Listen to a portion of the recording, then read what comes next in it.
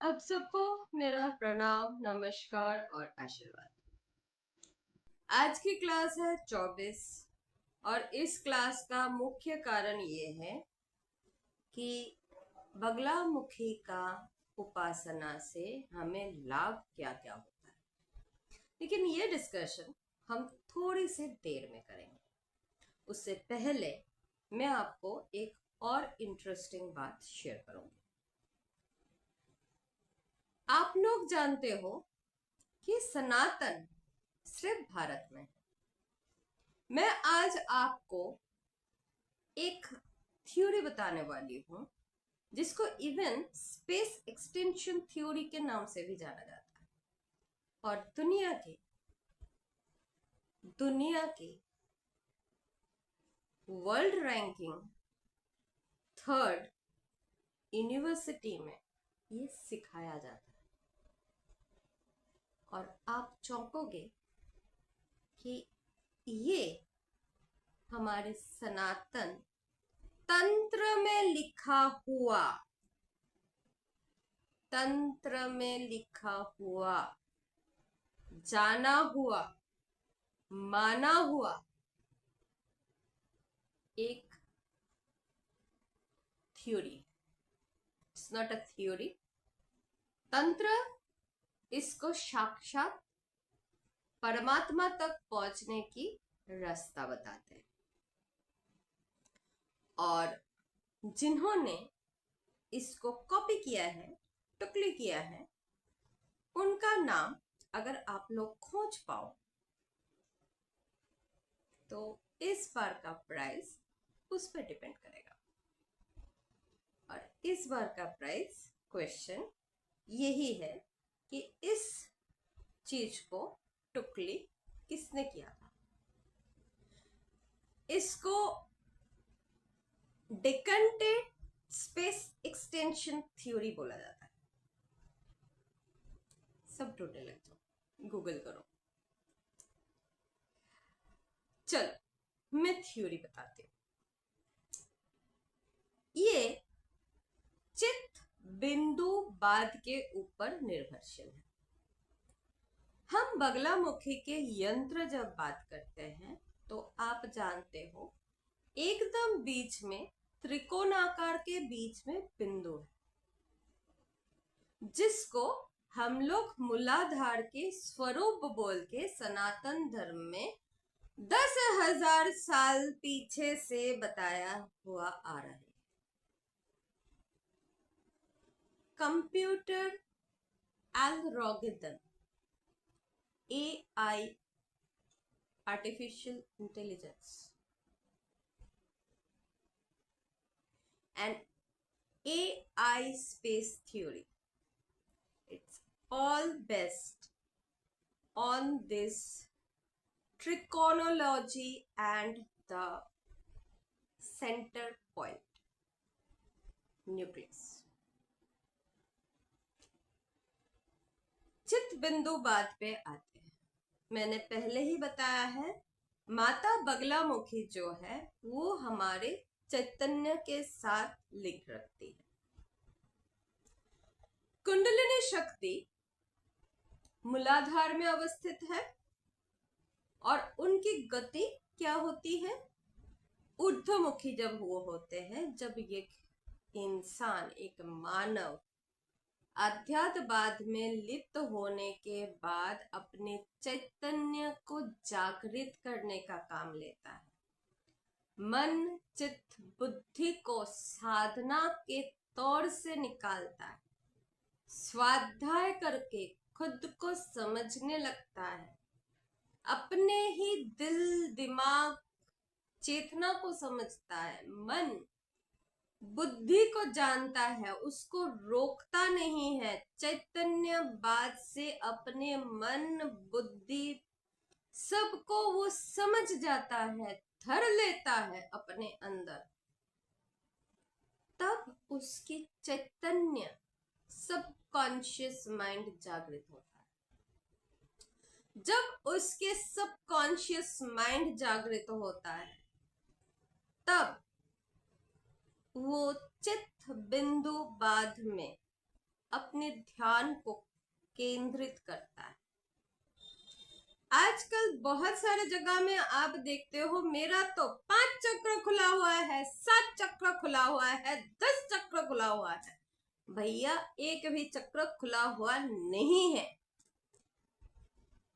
आप इंसान जोनी जब प्राप्त करते हो तो एक्टिवेटेड रहता है 3 चक्र तक।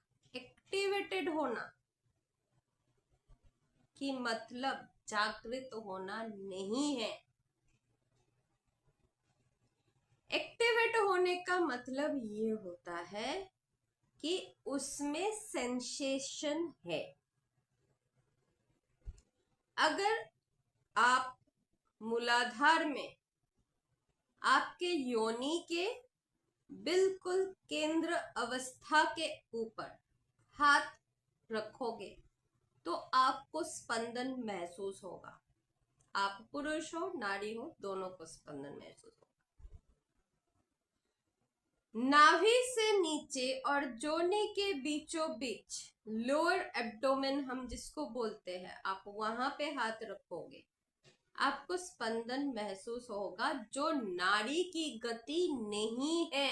इट इज नॉट द लब dub sound of your heart but that sensation is different.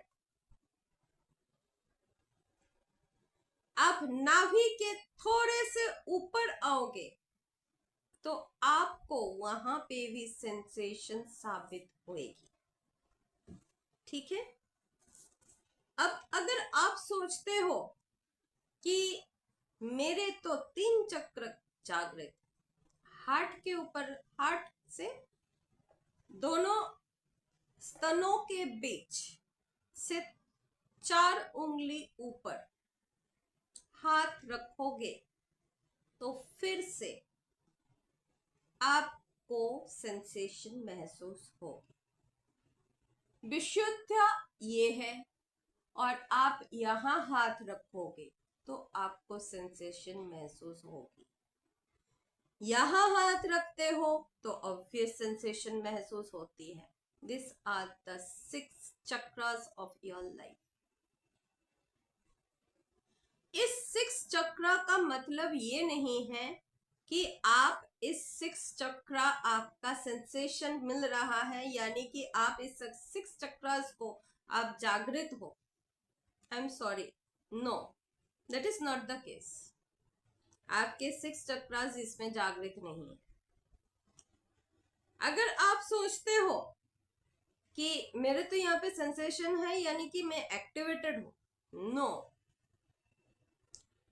आपके नाड़ी की जो क्रम है उस सारे नाड़ियों आपके शरीर में जागृत अवस्था में रहती है, लेकिन जैसे आपके अंदर चैतन्य और बोध नहीं होती है उसी तरह से आपके अंदर ये चक्रास एक्टिवेटेड नहीं है, जागृत अवस्था में नहीं है।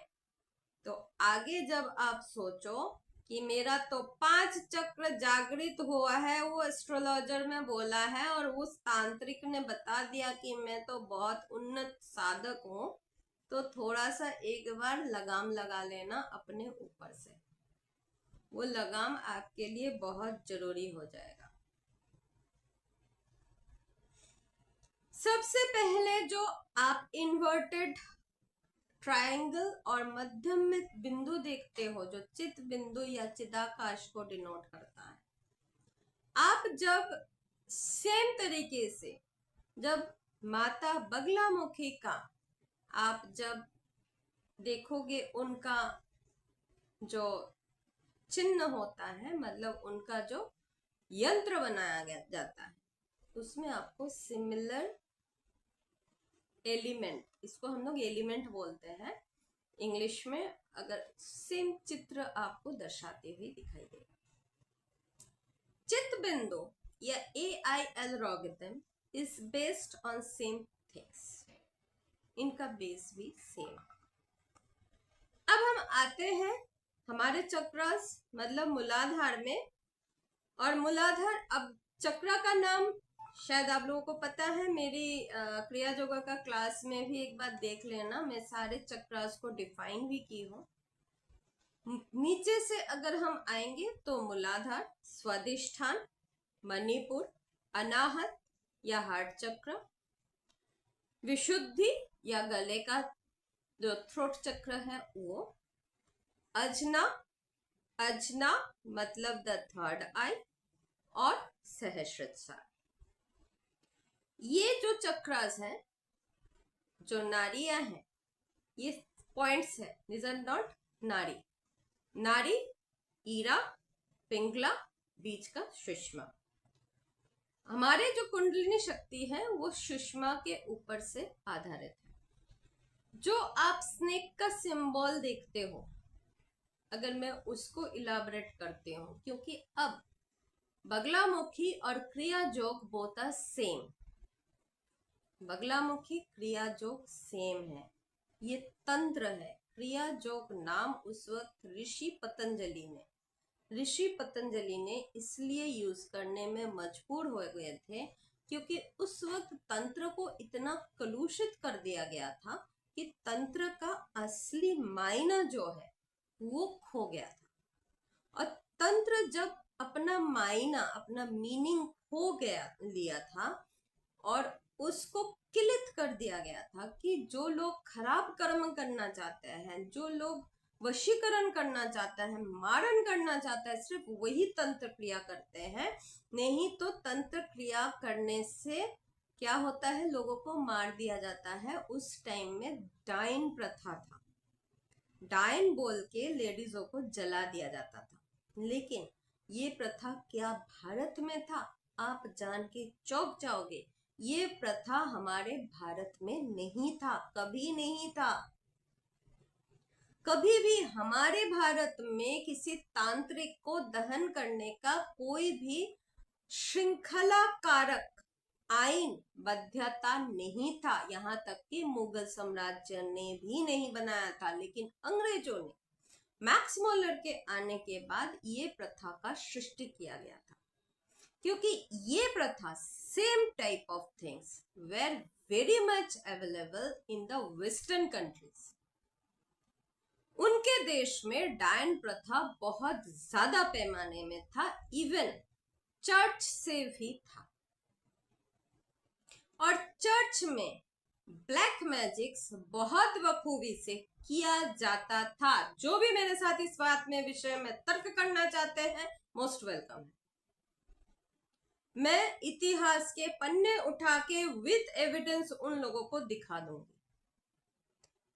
120 लड़कों को एक साथ जला दिया गया था इस विचक्राफ्ट के नाम पे। जगह बताओ, लंदन। ऑस्ट्रेलिया में विचक्राफ्ट के जरिए से बहुत लड़कियों को इकट्ठे एक ही साथ एक पेड़ के साथ जला बांध के और दहन कर दिया गया था। एक पूरा फॉरेस्ट जलाया गया था जिसमें हर एक पेड़ के साथ एक एक लड़कियां बंधी हुई थी और कहा गया था कि इनके ऊपर प्रेत बाधा है और उनको ठीक करने के लिए गांव के पूरे एक लड़कियों को जला दिया गया था। This was witchcraft, this was डायन प्रथा, नॉट आवर तंत्र प्रथा। Let's fight it and I am ready to fight with evidences. अब आते हैं चैतन्यवाद में फिर से, क्योंकि चैतन्यवाद इसी के साथ इंटरलिंक्ड है। हमारे तंत्र क्या कहते हैं कि तंत्र में ईरा और पिंगला दो ऐसे नाड़ियां हैं जिनको हम लोग एज अ स्नेक डिफाइन कर रखे हैं। आ जाओ दूसरे वाले में, उन लोगों ने क्या बोला है। चैतन्यवाद में, चित्तबिंदुवाद में जो उन्होंने स्तर बनाए हैं वो क्या है? सुषुप्ति, सपन, जागृत, अति जागृत, महाजागृत आदि मनस्तात्विक स्तर, the philosophy of your mind. Really? And this was developed by you? Is that so? फिर हमारे वेद में इसी चीज का कैसे डिफिनेशन आती है? चलिए इसको थोड़ा सा और समझते हैं। आप जब साधना में पहले पहले बैठते हो तो आपको कहा जाता है कि मन को काबू में करो, बगला दे दो, बगल करो। लेकिन क्या मन को बगल कर सकते हो बिना बगला मुखी की अनुमति के? जब तक ना अपना सिर कटवा रहे हो, जब तक ना छिन्नमस्ता आती है, तब तक आपके शरीर और मन को किसी भी तरीके से आप काबू में नहीं ला सकते। आप साधना में क्रम में जब बैठते हो, पहले पहले शरीर का सुन्न हो जाना सबसे पहले होगा। दूसरी चीज जो साथ ही साथ होता है वो होता है आपके मन को बेलगाम तौर, एक ही सेकंड के अंदर आपके मन अपने जगह से कहां तक पहुंचेगा, ये मैराथन का वर्ल्ड रिकॉर्ड को हर वक्त तोड़ देगा। एक आम नारी या पुरुष, इवन एक बच्चे का मन का दौड़। और हम लोग क्या कहते हैं? मन को काबू में लाओ। मन को कभी काबू में नहीं लाना चाहिए। मन काबू में आते ही नहीं है तो मन को शांत कैसे करोगे? नहीं, मन को शांत नहीं करते हैं। मैं हमेशा आप लोगों को बोलती हूँ, मेरे पास शिष्यत्व प्राप्त करने के लिए आपको 2.5 घंटा बैठना है। 2.5 घंटा कैसे बैठोगे?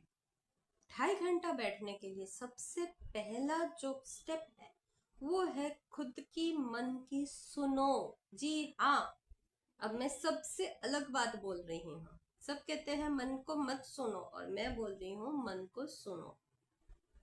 मन को सुनना बहुत जरूरी है।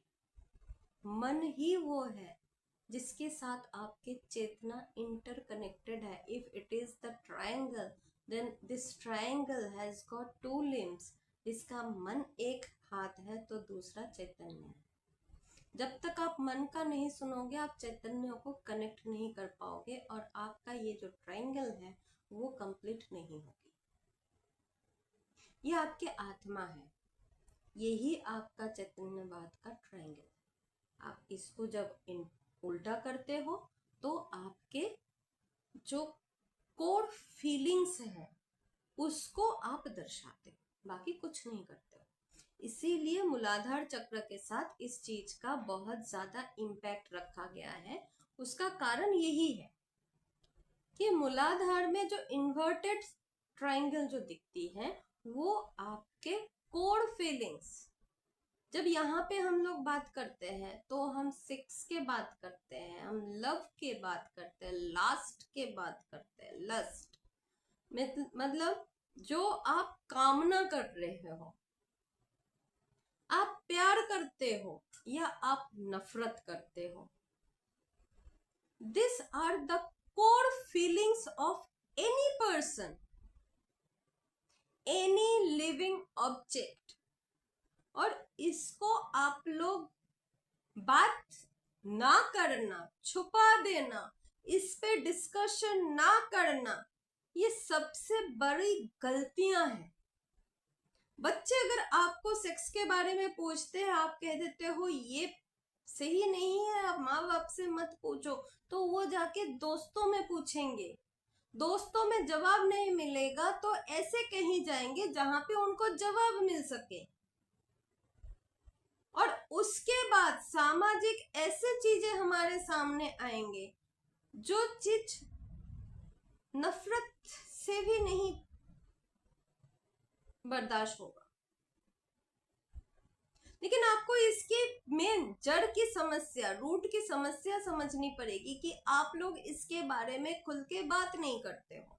क्यों? इसमें बात ना करने की ऐसी क्या चीज है? ये तो एक बायोलॉजिकल नॉनसेंस भी नहीं है, it's a science.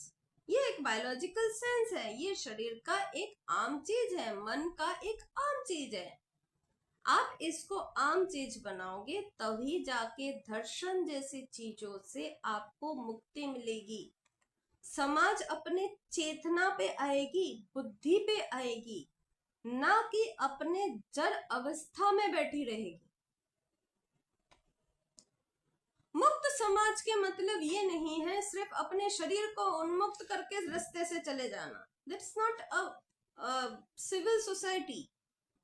That doesn't mean modernization. Modernization is the modernization of your thoughts.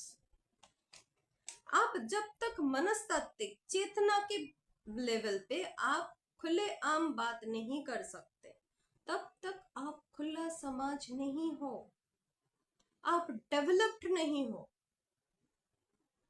क्यों? इसमें बात करने का कौन सी बात है?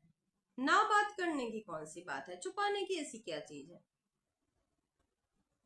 जो बच्चा एक सेक्सुअल रिलेशन के बेस पे पैदा हो रहा है, उसको वो समझाने में क्या ऐसा नुकसान है आपको? क्या आप लोगों ने कोई पाप किए थे उसको पैदा करने में? जब नहीं किए हो तो उसको समझाने में दिक्कत क्यों आती है? क्यों आड़ आती है? क्लास में आप टीचर हो, क्लास 8 के बच्चों को आप समझाते नहीं हो, आप बोलते हो घर में जाके इसको पढ़ लेना. क्यों? इवन अगर आप लेडी टीचर हो तो और अच्छे तरह से इसको समझाना चाहिए. जहां पे झुकने की, जहां पे लज्जा शर्म की कोई बात नहीं होनी चाहिए, हमारी लड़कियां वहां पे लाज शर्म से मारी जाती है, पानी पानी हो जाती है. लेकिन वही लड़कियां बोल्डली एक टॉप पहन के निकलती है और कहती है कि अगर मैं मेरी बॉडी का प्रदर्शन करता हूं तो आपको किस लिए प्रॉब्लम हो रही है? तो जब आप अपने खुद को प्रदर्शन कर सकते हो तो खुद का रक्षा करने का दायभार भी, रिस्पॉन्सिबिलिटी भी आपका ही है, उस लड़के का नहीं है. और उस लड़के अगर सामने आता है, अश्लील कोई भी भाषा बोलता है, आपको भी भगवान ने उस लड़के के तरह ही हाथ और पैर दोनों दे रखा है. नो मीन्स नो ये लिख के प्लैकेट में देने से नहीं होता है, आपकी बॉडी लैंग्वेज से होता है. मैं भी इतनी उम्र तक चल के आई हूं और देश और दुनिया की ओपन वीसा की अधिकारिणी थी. एज अ लेडी मैं बहुत ज्यादा ट्रेवल कर रखी हूं.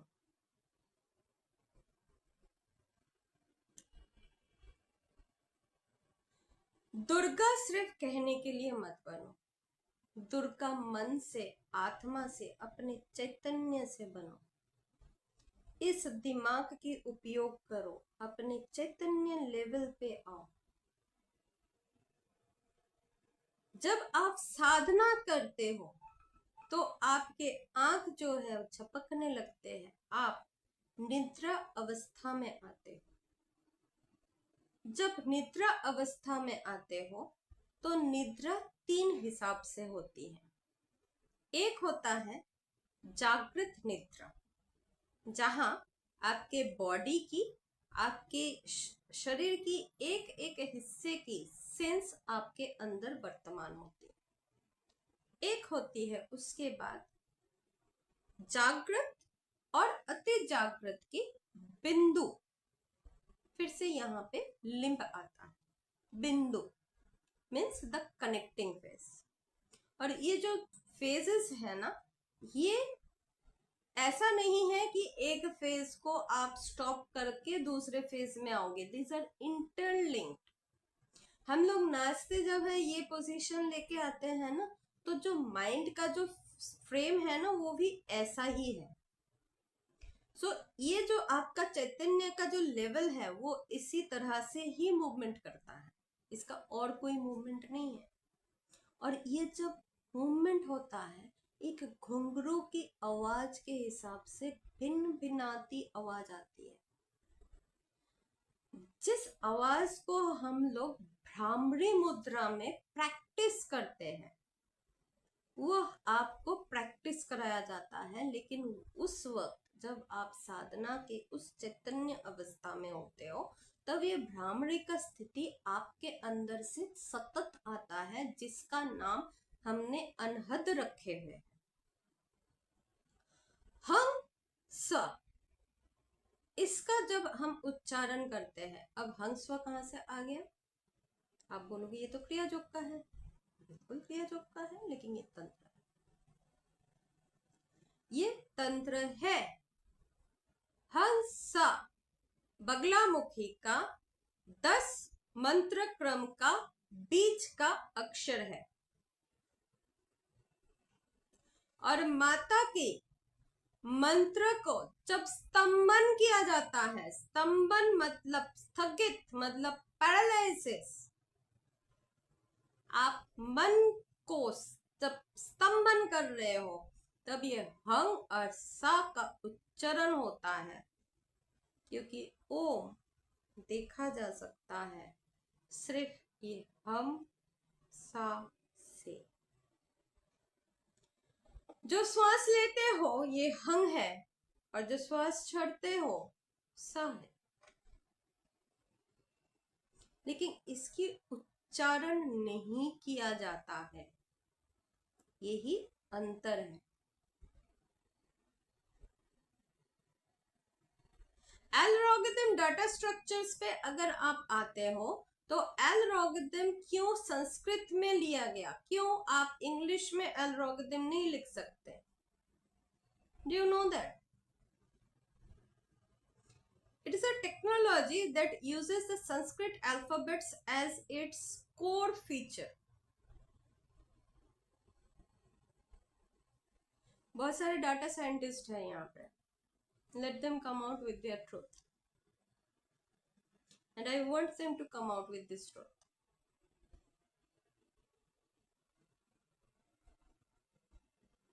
जो चीज संस्कृत में आप हंग या अर्धबिंदु को कनेक्ट कर सकते हो, सेम चीज इंग्लिश अल्फाबेट में प्रेजेंट नहीं है। हिंदी में स्वर वर्ण व्यंजन वर्ण में बहुत सारे चीज संस्कृत का छोड़ दिया गया था, जानबूझ के छोड़ दिया गया है। स्पेशली जो बीजाक्षर है वो छोड़ दिया गया था। जब मैं बगलामुखी का इंटेंस कोर्स कराऊंगी तब मैं आपको समझाऊंगी।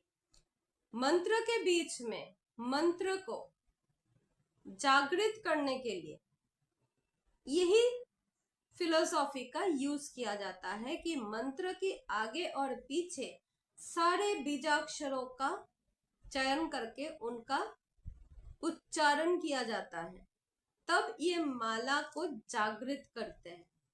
मंत्र पहले जागृत करना पड़ता है। जब एक जागृत गुरु आपको एक मंत्र दे रहे हैं, तो वो मंत्र देने से पहले उसको जागृत करके देते हैं। इसलिए आपको कहा जाता है बार बार कि आप अपने आप से मंत्र मत पाठ किया करो, क्योंकि वो मंत्र जागृत ही नहीं है।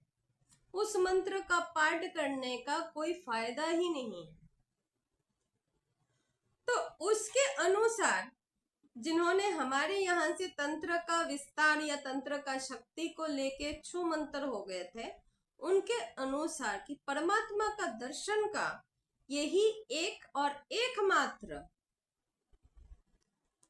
रास्ता है कि आपको आपके चैतन्य के विकास की इस मन भावना के साथ साथ ही चलना पड़ेगा, और चैतन्य को सुषुप्ति, सपन, जागृत, महाजागृत तक लेके जाना पड़ेगा, जिसके बाद क्या है वो उनको पता नहीं है। लेकिन हमारे तंत्र में, स्पेशली बगलामुखी की ब्रह्म विद्या में, इसकी संपूर्ण तरीके से 6-0 की बात कहा गया है। मैं और वहां तक इस छोटे से जगह में नहीं जाऊंगी। आती हूं हमारे चित्त बिंदु में दिव्य आत्मा के चैतन्य को क्या कहा है। हम चैतन्य को, जब मैं ये तंत्र में बोल रही हूँ, उनकी और नहीं बोल रही हूँ, क्योंकि उन्होंने उतना तक ही चोरी किए हैं, उसके बाद में हमारे तंत्र में लिखा हुआ है।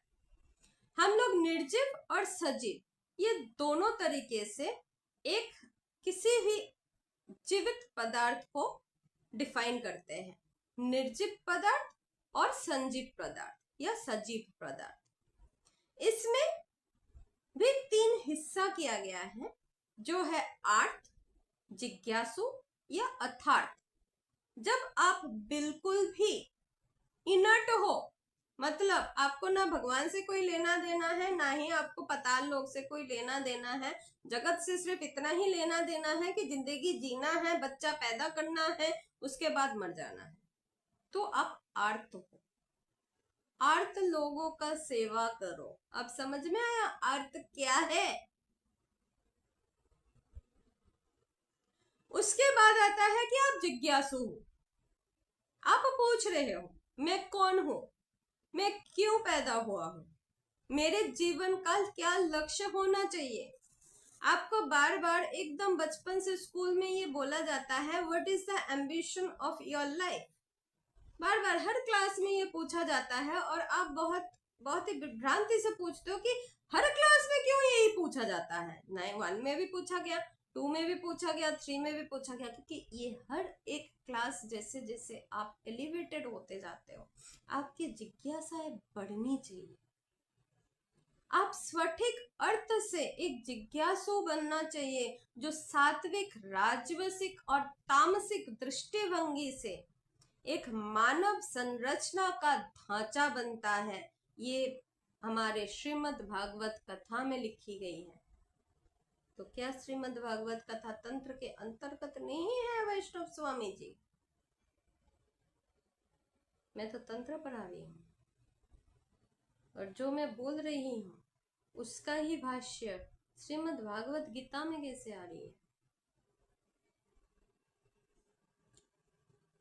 एक दिन तो मुझे इन लोगों से भी बात करनी है। सर्वथा सर्वभावेन सच्चिदाचिंतेन भगवान भजनीयम क्यों कहा गया है? एक बार सोचिएगा। मैं भगवती का ध्यान को अभी वर्णना नहीं करूंगी, लेकिन भगवती का ध्यान, बगलामुखी का ध्यान करने से क्या प्राप्त होता है, मैं सिर्फ बहुत छोटे करके सिर्फ वो बता देती हूँ। जो भगवती की बगलामुखी का ज्ञान करता है, ध्यान करता है, श्लोक का पाठ करते हैं, ध्यान करते हैं, ध्यान धारणा नहीं, ध्यान, वो बाग्मी हो जाते हैं। बाग्मी ऑरेटर, वक्ता बन जाते हैं, अमृत तत्वों की प्राप्ति कर लेते हैं, अपने ही शरीर के चिदाकाश से अमृत को प्राप्त करते हैं, जो सहस्रार में महादेव लेके बैठे हुए हैं। जब माता बगलामुखी मूलाधार चक्र को, सारे चक्रों को भेद करते हुए सहस्रार में आके महादेव के साथ मिलित होते हैं, और मिलन के बाद जब वो निम्नमुखी फिर से होके नीचे चले जाते हैं, तो अमृत तत्व की प्राप्ति करवा के अमृत चखवा जाते हैं साधक को अपने जीवा पे, जिससे आपके अंदर की हर एक शरीर की हर एक रोगों की समाप्ति हो सकती है। हर एक रोग, यहाँ तक कैंसर से ही होती है। मैंने खुद का किया है, आप लोग जानते हो मैं कैंसर अफेक्टेड थी, किसी की कैंसर मैंने अपने शरीर में लिया था।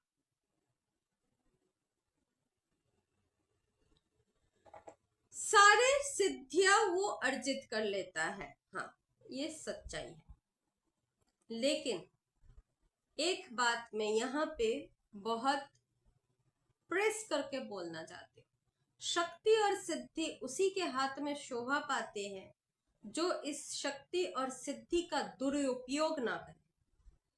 अगर गलत हाथ में ये सिद्धि कभी भी आ जाते हैं, तो एक आम इंसान सर्वप्रथम अपने लिप्सा को, अपने जिघांसा को और अपने मन के सारे उस अंधेरे प्रवृत्तियों को सिंचित करेगा, जो उसको सामाजिक स्तर पे नहीं करना चाहिए।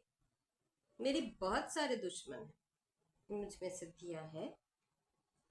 अगर मैं इस सिद्धि को प्राप्त करने की हकदार नहीं होती और मेरे को मिल गया होता तो तुम्हें सर्वप्रथम क्या करती कि दुश्मनों को मार के आती।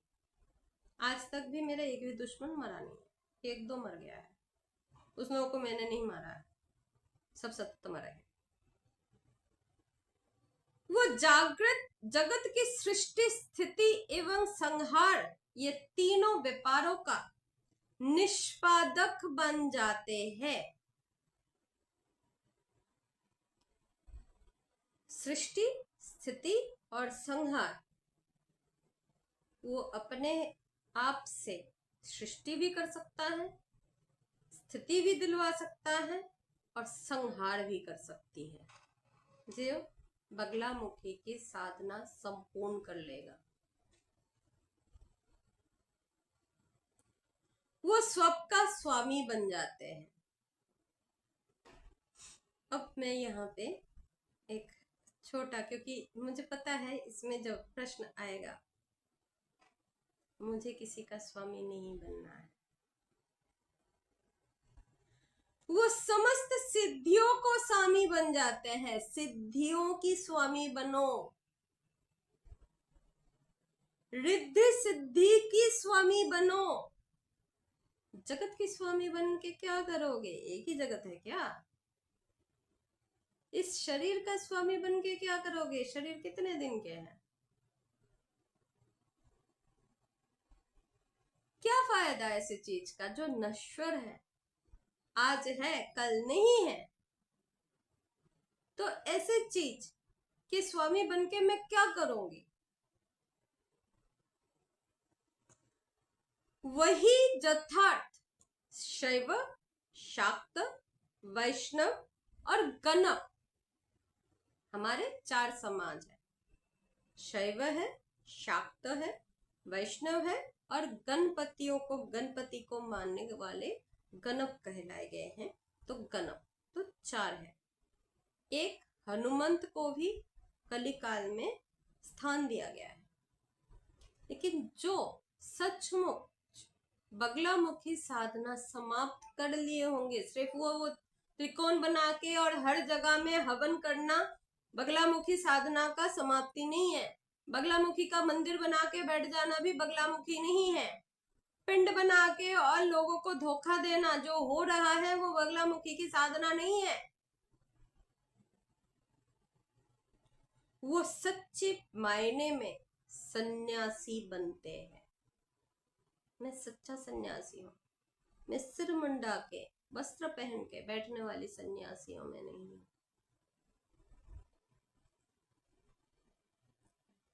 वो सिर्फ आभूषण से सन्यासी नहीं बनते हैं, वो सच्चे मतलब से सन्यासी बनते हैं।